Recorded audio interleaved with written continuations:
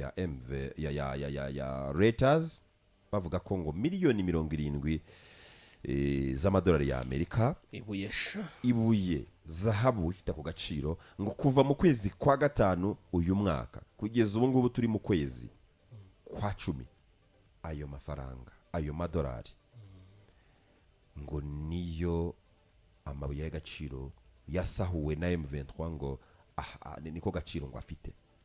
ikindi gitero. M23 ifite akazi gakomeye usibye kuri champ de bataille, ifite nakandi kazi gakomeye ku rundi ruhande ko kurwana guhatana n'ibingibi biba biyivugwaho birumvikana ntibyayishimisha kuri yo ndamye ko bitayishimisha, niyo mpamvu byanze bikunze irahatana nabyo. Ni Reuters bona hari gitangazamakuru cyandika inkuru ziri negative cyane kuri M23, byaba ari byo bitaba ari byo, usibye ko byose ibyo bandika M23 irademantiza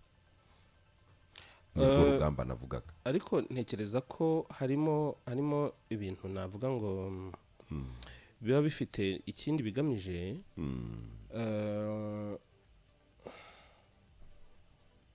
ku nkuru nk'izo ngizo zikomeza kugarura ijambo amabuye ku meza ya nako mu nkuru zivuga kuri AFCM 23 baravuga miliyoni 70 cyangwa 70 reka da miliyoni 70 z'amadolari y'Amerika bavuga ko ngo ari muri zahabu bakuye muri zahabu nyine ngo ni zahabu n'amabuye y'agaciro ni gold ifite agaciro ka miliyoni 70 z'amadolari y'Amerika kuva mu kwa gatanu kugeza muri uku kwezi turimo kwa 10. Bakavuga kandi ko wumve miliyoni 70 worth of gold. Yego wumve kandi kindi umuntu atabura isesengura gikoraho bavuga ko ngo ari company yitwa Twangiza, ariko bakavuga ko ubwo wasoma ashobora no kwangiza no gusoma Twangiza yita Twangiza mining. Bakavuga ko ngo ari kompanyi yiyita ko ari y'Abashinwa, yita ko ari y'Abashinwa kandi noneho ngo iyatakaje yibwe yabuze ibiro 100 bya gold cyangwa se bya zahabu buri kwezi. Oya 100 buri kwezi kuva nyine buri kwezi igenda itakaza, igenda ibura yibwa. Hari igiswa urakoze cyane. Ibiri 100 bya zahabu buri kwezi. Ubwo rero bara rero kuva mu kwa 7 kugera mu kwa 5 kugera mu kwezi kwa 10 n'amezi 5 bivuze ngo ni ibiro nibura 500 bya zahabu. Ni ibyo ngibyo ngo bihwanye n'amadolari y'Amerika miliyoni 70. Gold irahenze wa mugabo we. Ariko noneho Ubushinwa burazamo akantu k'Ubushinwa n'Ubushinwa buhanganiye na Amerika hariya mu buryo ni trade war, ni intambara y'ubucuruzi, ni intambara y'ubukungu, ni nayo ubundi Abashinwa barwana. Abashinwa kubabona kuri ground bari kurwana ni gake. Usibye muri Taiwan ubona bitumbye ukuntu utamenya ngo bashobora kuzahakocoranira n'Abanyamerika, ngo birajya mu mateka ya revolution y'Abashinwa ya Mao Zedong n'ibindi. Hahise havuka Taiwan nyine n'Ubushinwa, ibyo byaba birebire. Ariko Ubushinwa none ahangaha burwana na Amerika mu buryo bweruye, intambara iri y'ubukungu bukaza ahangaha. Byanditswe na Reuters. Maxwell Akalare Adombila noneho ntabwo ari wa mugore, ntabwo ari Sonia ufite wanjye rwose. Inkuru yandikiwe i Dakar, yego, cyangwa se yashyiriwe ku rubuga rwa Reuters i Dakar muri Senegal. No mu editor bari muri abanza ari ni n'umwirabura, mugabo ubona ukuze rwose. Ubwo rero irashinjwa ibyo byanze bikunze kugira kibivugaho cyangwa ikintu nendaga kubivugaho. Impamvu mvuze inkuru n'uwayanditse, yego, Reuters muri iki kibazo cya Congo ntabwo yigeze igaragara nka Reuters ishobora kwandika ikizi cyari cyo cyose kuri AFCM 23 byagera ku Rwanda igaskitanzitse. Yego, ni Reuters ubona ko ubwo tubwira abadukurikiye ko hari ibinyamakuru bigira uburyo byinjira mu kibazo runaka byakigiramo bigafata uruhande rw'uburyo bizajya biripotinga icyo kibazo. Reuters yagaragaye nk'itigera na rimwe ivuga success iyo ari yo yose ku ruhande rwa M23 cyangwa se ngo igire inkuru na nkeya ikora zitalinkinga M23 n'u Rwanda mu buryo bumwe cyangwa ubundi. Ni Reuters ishobora kwandika inkuru igakomanya imitwe impande runaka ziri muri iki kibazo, by'umwihariko iyi ngiyi turi gusoma aka kanya.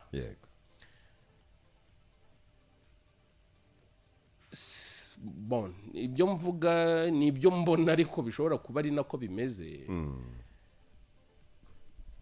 Abantu bari muri iki kibazo bose bateze inyungu cyangwa igihombo kuri Leta Zunze Ubumwe za Amerika. Ubwo ndasubira inyuma gatoya, Tshisekedi mu magambo ye yarabyivugiye, arabahamagara arababwira ati mbavandimwe, k'iyi ntambara mbona ari y'amabuye mwaza nk'ayabaha mukankubitira umwanzi. Amabuye y'agaciro. Amerika iraza yohereza intumwa ebyiri zirasura aho ayo mabuye acukurwa, zirasura ibihugu, ziraganira n'abantu, zisubirayo. Abantu bategereje ngo reka turebe ko Amerika izaza. Ije iza nk'umuhuza ku mpande zombi, iza isinyisha amasezerano y'ubucuruzi bw'amabuye y'agaciro, ariko yasinyisha impande zombi. Induru iravuga ku musozi ivugijwe n'abanyekongo bati icyo gihugu mushinyana amasezerano nacyo amabuye ntayo kigira, barababeshya. Ariko na amasezerano mbere icyo gihugu, ndavuga cy'u Rwanda, cyari cyanabonye muri European Union cyo gucuruza ibuye. Abacuruzanya amabuye u Rwanda na Kongo na Leta Zunze Ubumwe za Amerika, hagati yabo hakabamo ikindi gice gikize ku mabuye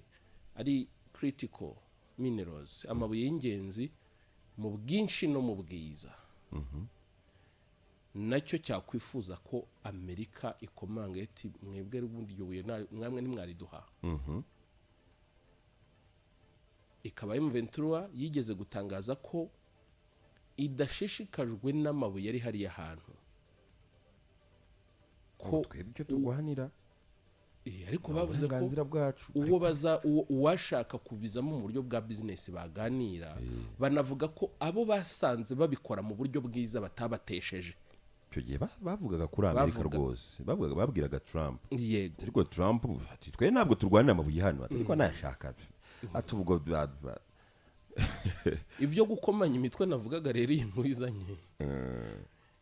Baravuga ko AFC M23 yiba amabuye ya societe yitwa Twangiza Mine,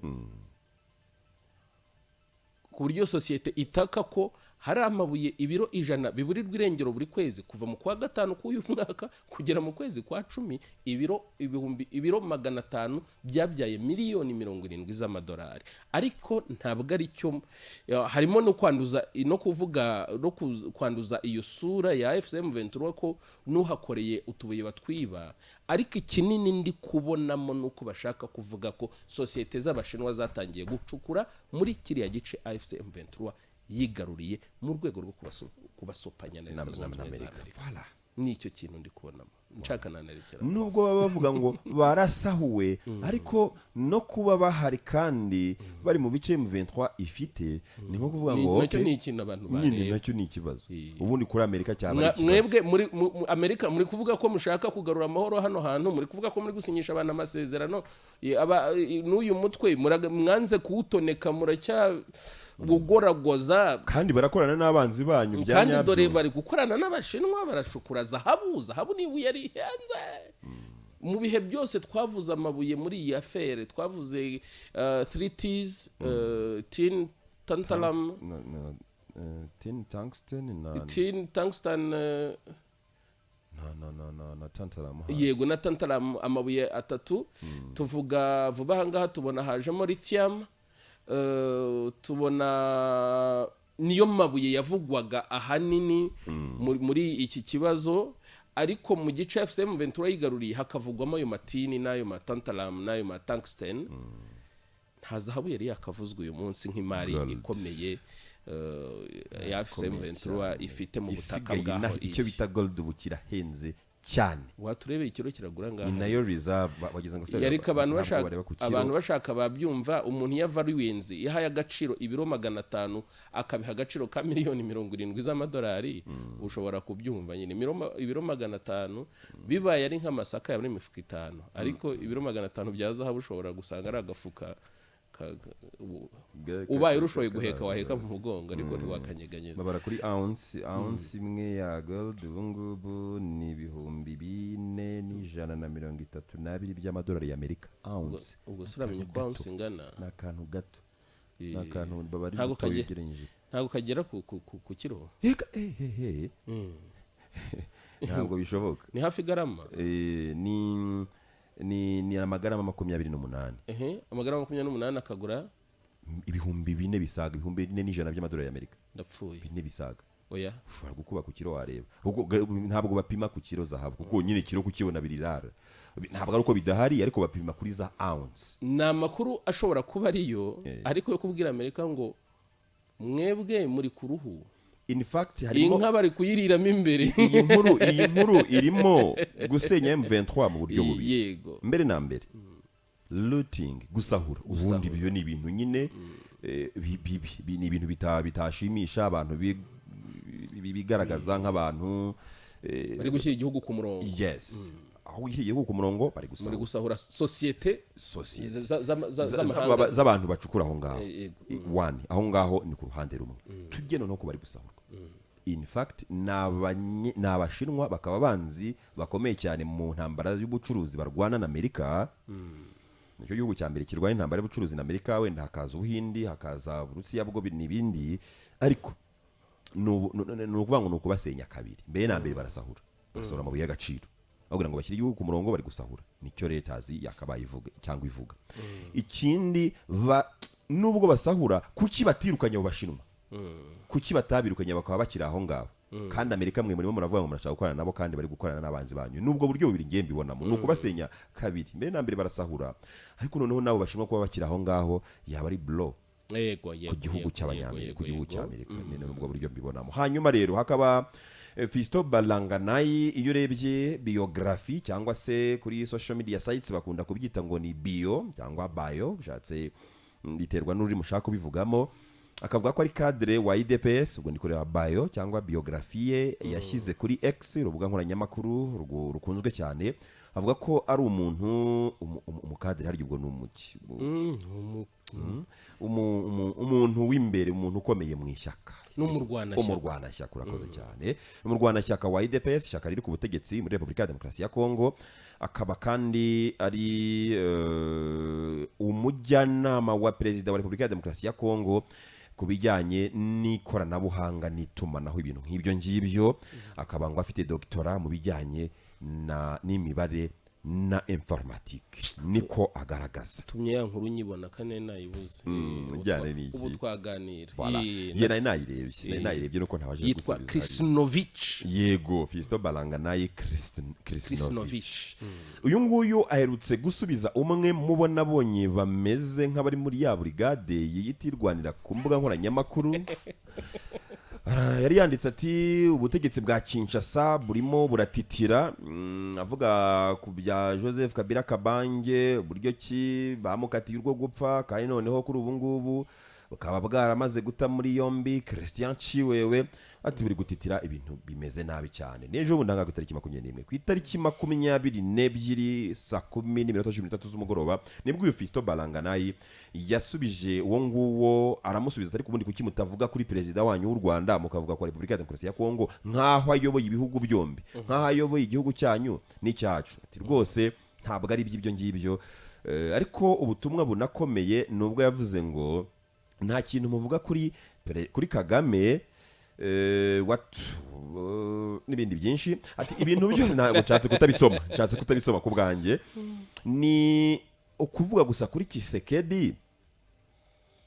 niwe wenyine muzi kuvugaho aravuga ngo igihe kirageze dukwiye gutekereza ku kwiyomekaho kano gahugu gatoya kagaragara nk'akadugudu ukagereranyije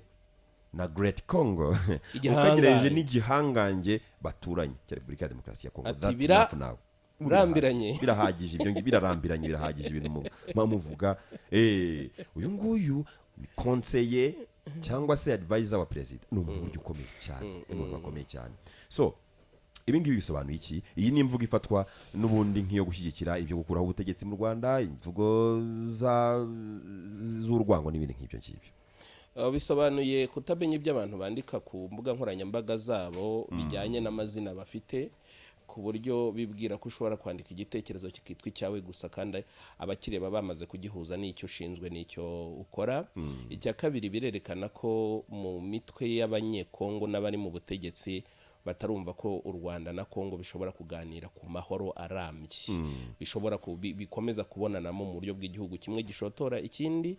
kandi bakiyumvamo ko ari ikibazo cy'igihe ko hari igihe bazongera kugira imbaraga bakatera u Rwanda bakarwiyomekaho nk'uko babivuga nubwo ku bwanjye bidashoboka ariko binakwereka ngo imbere haduhishiye iki imbere haduhishiye iki uretse utwigoro twa Leta Zunze Ubumwe za Amerika na Qatar imbere biragaragaza ko haduhishiye ubushake bwo kurwana bushobora kuburizwamo n'ubushake bw'abahuza cyangwa n'ibyo abahuza bakora ariko mu mitwe y'abatekereza ndavuga ku ruhande rwa Kongo no mu butegetsi batekereza ko bashobora kongera kugerageza bagahanyanyaza bakarwana barwana bakarenga umupaka w'igihugu cyabo bakagera i Kigali nk'uko perezida wabo yigeze kubibamenyesha bibasaba ko niba bimwemerera azabikora wenda bakabatekereza ko ataragera itariki yababwiye ku munsi w'ejo kompanyi ebyiri z'abarusiya zikomeye cyane mu bijyanye n'ubucukuzi n'ubucuruzi